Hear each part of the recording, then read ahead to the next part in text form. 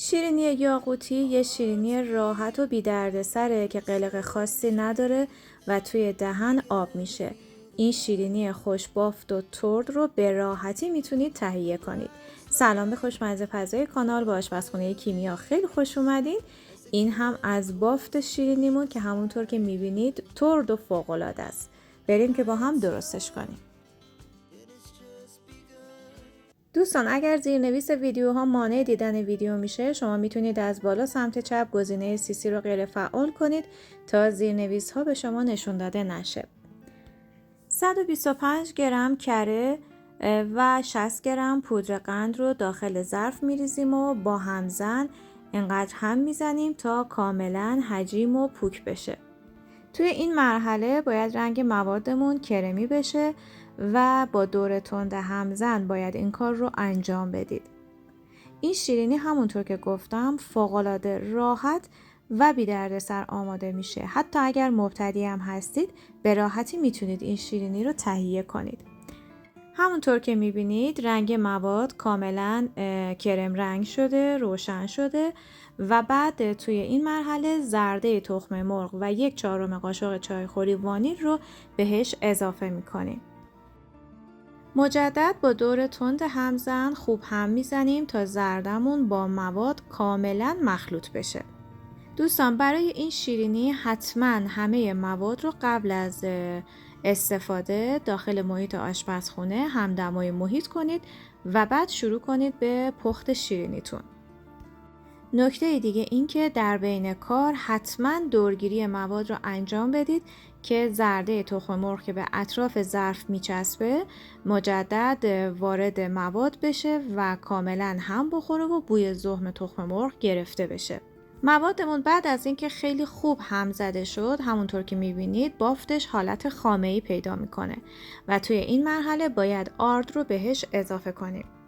آرد سفید داریم به میزان 150 گرم، آرد برنج 50 گرم و نشاسته ذرت که سفید رنگ و یک پودر لطیفی هست به میزان 30 گرم که من همه این سه آرد رو با هم مخلوط کردم، الک کردم و کم کم به موادم اضافه می کنم. همونطور که میدونید همه آرد رو به یک بار نباید اضافه کرد. اجازه بدید یک مقدار از آرد باقی بمونه. اول موادتون رو هم بزنید. اگر نیاز بود مابقی آرد رو اضافه کنید.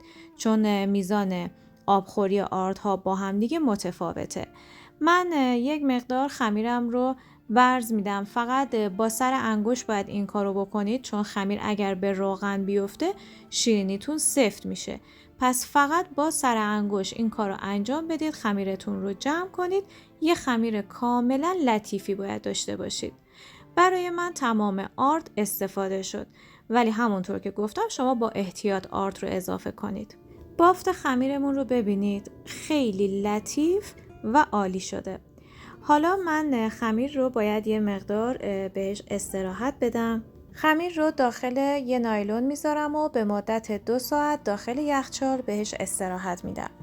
بعد از اینکه 2 ساعت داخل یخچال استراحت کرد خمیر رو باید خارج کنید. یک مقدار اول با دست نرمش کنید و بعد بین 2 تا نایلون خمیرتون رو باز کنید.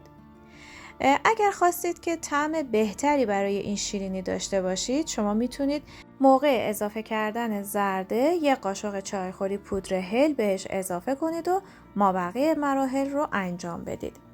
من خمیر رو همونطور که میبینید بین 2 تا نایلون باز میکنم. ضخامت خمیر حدوداً 3 تا 4 میل باشه کافیه. اگر دوست دارید برای این شیرینی از حالت مربایی استفاده کنید باید یک مقدار ضخامت خمیرتون نازکتر باشه.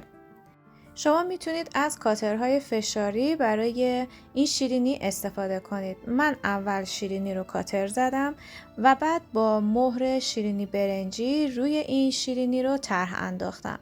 شما هر طور که دوست داشته باشید میتونید این طرح رو ایجاد کنید. فقط باید یک مقدار مهرتون رو عمیق‌تر بزنید که طرح شیرینی موقع پخت از بین نره و وسط شیرینیتون رو حتما یک مقدار گود کنید که داخلش رو میتونید با مارمالاد یا پودر پسته و هر چیز دیگه ای که دوست داشتید تزیین کنید.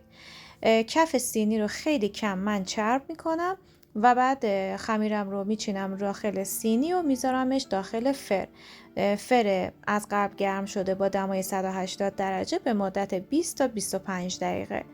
بعد از اینکه زیر شیرینیاتون یه مقدار طلایی شد و اطرافش رنگ گرفت، دیگه پختش کامله و باید از داخل فر خارج کنید. برای پخت این شیرینی فقط گریل پایین روشن باشه و احتیاجی به روشن کردن گریل بالا نداریم.